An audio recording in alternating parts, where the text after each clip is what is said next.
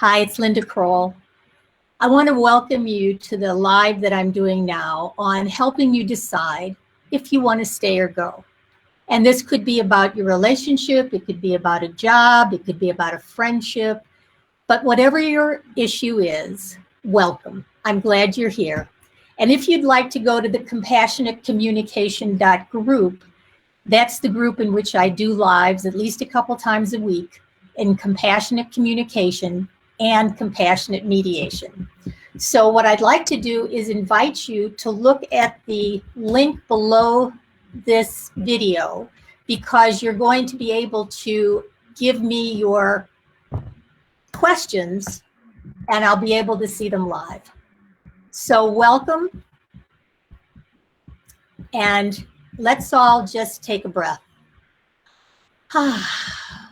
Because I realize that sometimes people leave a relationship when they should stay, and then they stay when they should leave.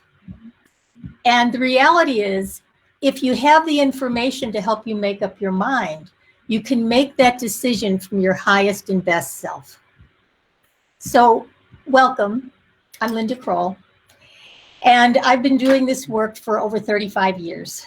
I'm an internal family systems therapist. I'm a Chopra certified teacher of meditation, yoga, and Ayurveda.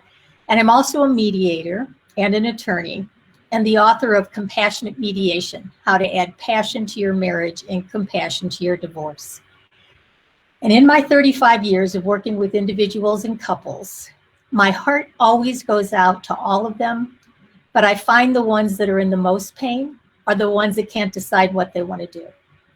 So I was where you are right now.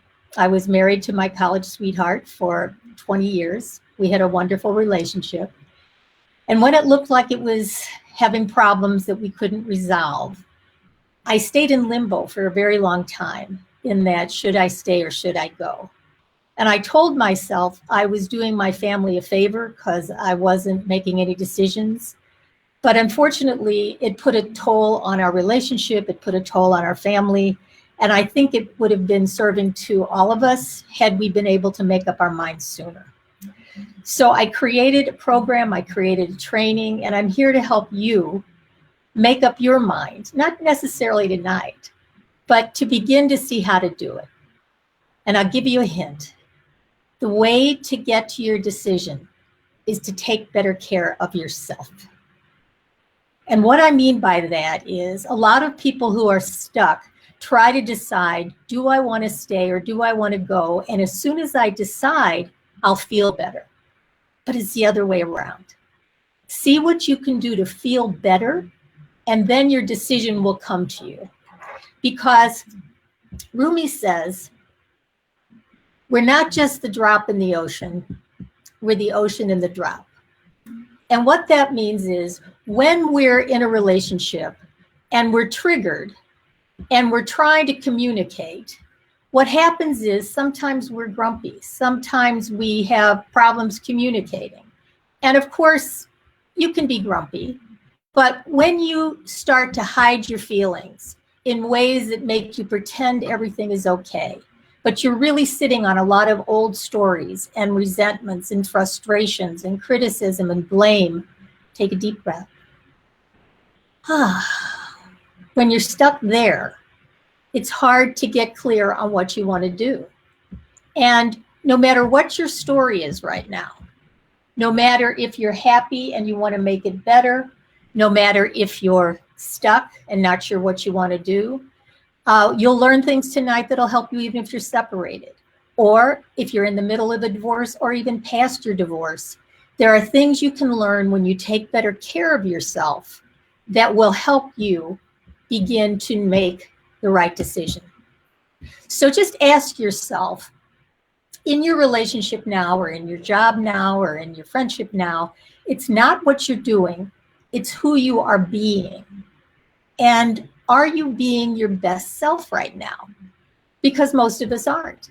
And I mentioned that sometimes we're grumpy. So when we're grumpy, we say things, but it's not always what we say, it's how we say it. And when we're speaking from a reactive part with those judgments and blames and resentments and our walls up, it lands on our partner or our friend or our coworker in ways that make them defensive and make them reactive. So what we want to do is come from your highest and best self and begin to calmly and confidently talk about all the issues that are leading you to be indecisive about what you want to do next. Now, we all have certain needs. We have 4 needs of the heart. We need attention, we need affection, we need appreciation, and we need acceptance. And when we're not getting that, we get defensive and we put walls up around our heart. And we judge our partner through the filter of he always does that, she never does this. And we get to a place where we can't really forgive or appreciate because we're too busy judging. So as you take better care of yourself, you give yourself the attention, the affection, the appreciation, and the acceptance that you need. So what does that mean?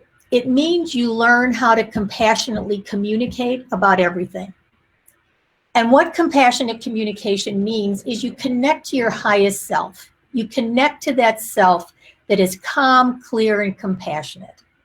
You let go of those limiting beliefs and judgments and all that baggage you're carrying around. You unburden the pain from your past. You don't take it with you in your future, and you don't stay stuck as to what happened in the past.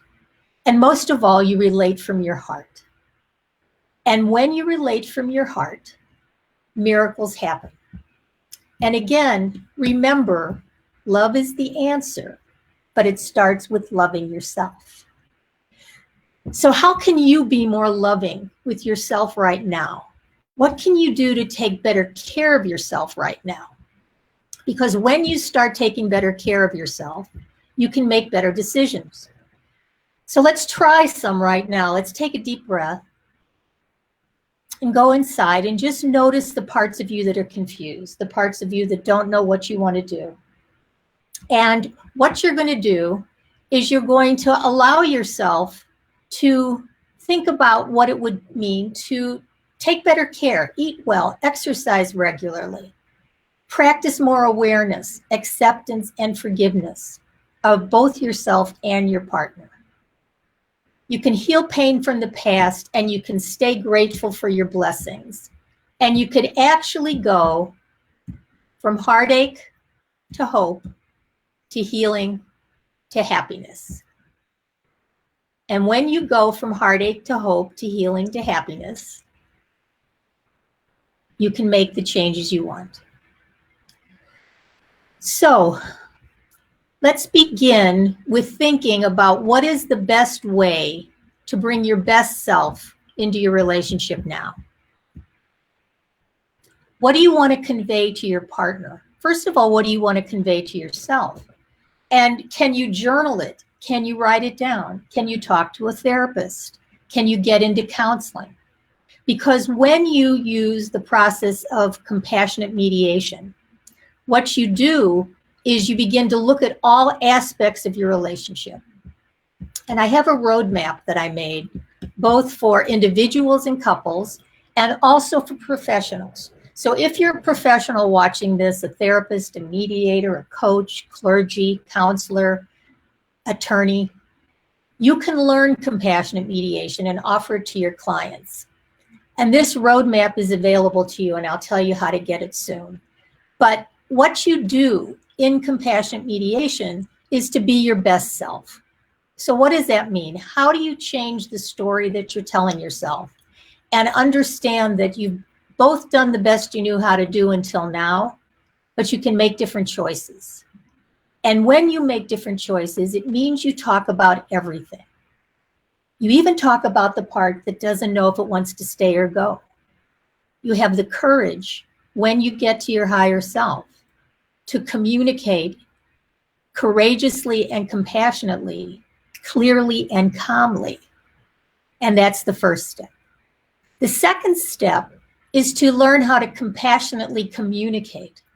And what that means is you take better care of yourself. You create a vision for your future that allows you to see what you want, not what you don't want. You look at the 5 steps to get what you want and need, and those 5 steps are to know what you want and need, know you deserve what you want and need, ask for what you want and need, be willing to receive it, and stay grateful. And then you practice the miracle of empathy. And what is empathy? Empathy is when you listen from your highest self. When you start to pay attention to what your partner is saying, but you do it in a way that they feel heard and validated. And this works if you're talking to a friend. You begin to see their experience from their eyes and pay attention to that. And then you validate it. You validate it by letting the other person know that you understand that whatever is going on between the two of you is hard for both of you. It's challenging for them. They may be hurt. They may be sad. They may be scared. They may be angry. But when you hear them and then you understand them, the next part is to empathize. And in all my counseling, all my individual and couples counseling, it's amazing what one honest apology can do. So when you can say you're sorry for something you did or didn't do that caused pain, it really can save thousands of dollars in attorney fees. It can minimize damage to your children. It can create an atmosphere for positive change, and it can truly create the relationship you desire and deserve. And let's talk a minute about children. If you have children, you don't want them to suffer. If you have children, they know everything. So even if you're not talking to each other, but you're trying to relate in ways that minimize conflict, but you've really got that wall up and you're really confused and stuck, they know what's going on. They pick up the energy between the two of you. And I often say that if we could protect our children from the shrapnel of our animosity, there'd be a lot more healing and happier families. So again, you can talk about an ending. You can talk about a part of you that isn't sure what you want to do. But at the same time, you consider what a new beginning would look like. And you consider what a new beginning would look like by exploring all your options. So what does that mean to explore your options? Well, it goes back to deciding what are the 5 things I want to know about what I want. Do I know what I want instead of what I don't want? Do I know I deserve it? And that's a biggie because we don't always know we deserve it. And what can I do to learn more about asking? Because if I know what I want, finally remember, if I know I deserve it and work through any limiting beliefs around that, then my ask becomes a request instead of a demand or a whine or an ultimatum. And you can ask for what you want and need. And then you give the other person the permission to say yes or no. And then you negotiate from there. And then if they're willing, you receive what you can, you stay grateful, and you negotiate a whole new relationship. But you first have to explore all your options, because if you don't know what your options are, you stay stuck. You stay in that should I stay or should I go? So sometimes an option is going to therapy. Sometimes an option is going to marriage counseling. Sometimes an option is having date night or planning a walk together or planning to talk to each other 10 minutes a day that you don't do now. So there's lots of options that you can explore. But you want to be able to talk about everything. You want to be able to talk about your finances, your parenting, your sex life, how you relate to your parents, how you relate to workload. You want to be able to talk about that and talk about the options. You want to talk about your finances. You want to know what your rights and responsibilities are, no matter what you choose to do. And you want to talk about parenting. So you'll explore your options, you'll understand your rights and finances, and you'll prepare for your future. So this has been a kind of an introduction into what compassionate mediation can do. And the reason I wanted to share it with you is because I found that when people learn how to speak from their highest and best self about the parts that are conflicted, and in Internatl Family Systems, we talk about your best self being that calm, clear, compassionate center.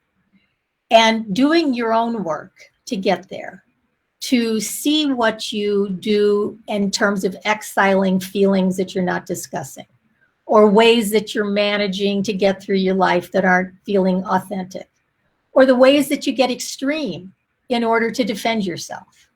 You begin to understand your own parts and your partner's parts, or your friend's parts, or your coworker's parts. And you have compassion for both of you, because it's in that compassionate communication that you start to talk about your issues, you start to look at possibilities, you start to negotiate a new beginning. And sometimes that new beginning may lead, if you're married or in a relationship, it may lead to a separation, or it may lead to an ending. But I believe that families need not be broken, but can be peacefully and respectfully restructured. So I'll say that again. Families need not be broken, but can be peacefully.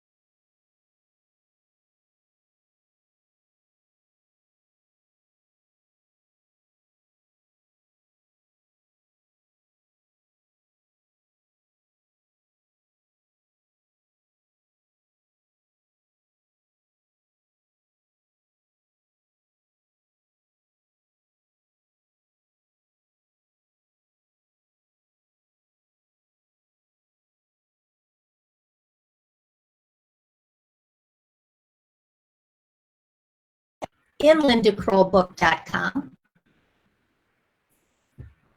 I have a free chapter of my book so that you can begin to learn what self in parts is like. So go to lindacrollbook.com and you get a free chapter and get to see how you can bring more self-leadership to your life right now. lindacrollbook.com. And I'd also like to share with you how to get your free compassionate communication care kit, because what you do there is you allow yourself to get a guided meditation to get to self. So what is self and how do you get there? There's a 7-minute guided meditation that will show you what it feels like to come from that calm, clear, compassionate center. And then there's a 4-minute video on what compassionate communication is, how to connect to your best self, let go of your limiting beliefs, unburden pain from the past and relate from your heart. There's a relationship assessment in the care kit where you can begin to make changes now. And there's a roadmap for you to use individually or as a couple. And there's also a roadmap if you're a professional to learn how to make changes and help your clients make these changes now. So when you do this work, you actually do begin to transform. And you transform because you're now bringing your higher self into your relationship. You're not bringing your reactive parts. And what you're able to do is you're able to be more forgiving to yourself and to your partner. You're able to show everything that you need to show in order to create a new and better relationship. So I'm going to invite you to join me in the compassionate communication community. And where we are there, just go to compassionatecommunication.group. I'm going to put it up. There we are. Compassionatecommunication.group. And if you join me there, it's a brand new community. It just started last week, and we have 250 people from around the world who are connecting as healers, leaders, guides, teachers. We've got IFS therapists, Chopra certified teachers. We've got individuals looking for support. We've got mentors looking to give support. And I go live twice a week. On Tuesdays, I talk about compassionate communication. And on Thursdays, I talk about compassionate mediation. We have experts during the week, and we have freebies, we have sharing, we have fun days, we have motivational and inspirational posts. So please join me there. I would love to stay connected. And again, go to lindakroll.com and you can get your roadmap there. I'll put that back on the stream. So you can get the roadmap for compassionate mediation at lindakroll.com/roadmap. So let me see if I can find that quickly for you so you can take a quick look at that. lindakroll.com/roadmap will give you the roadmap and give you an opportunity to go over everything that we're talking about so that together we can change the face of divorce and conflict in general, one heart at a time. So thank you so much for joining me. I want to make sure that you remember this part. Love is the answer, but it starts with loving yourself. So what can you do today to be more loving to yourself? What can you do today to figure out what you want and need? What can you do today to process your feelings, either alone with a therapist, with a mediator, with someone who knows compassionate mediation? But begin to know that when you learn compassionate communication, you're going to connect to your best self. You're going to let go of limiting beliefs. You're going to unburden pain from the past, and you're going to relate from your heart. And it's from your heart that all those miracles happen. And when I was doing my own divorce many years ago, I told myself there had to be a better way. There had to be a better way to disconnect from someone you once loved. And I remember sitting in the courtroom, estranged from my beloved soon-to-be ex-husband, and knew that if we could just find a way to relate to our hearts, to remember the love we once had, and for the benefit of our children and the benefit of ourselves and our future, really learn how to compassionately communicate. And even if only one person learns how to do this, it makes a difference. So if you're the only one who can be your best self, let go of your judgments, don't carry your pain, and open your heart, changes will happen and you will get clear. So if I can help you in any way, you can contact me at lindakroll.com. You can go and contact me. I can help you individually. I can help you in groups, and I'd love to see you in the Compassionate Communication group. So if you have any questions, if you watch the replay of this, just put it under the video. I can get back to you live. And I thank you for being here. I thank you for joining me. And I'm sending you a lot of love and a lot of inspiration to first take care of yourself, and then your answers will come, because you'll tap in to your soul. As Rumi said, we're not just the drop in the ocean, we're the ocean in the drop. So take a breath, meditate, journal, be grateful, take care of yourself, and then your answers will come.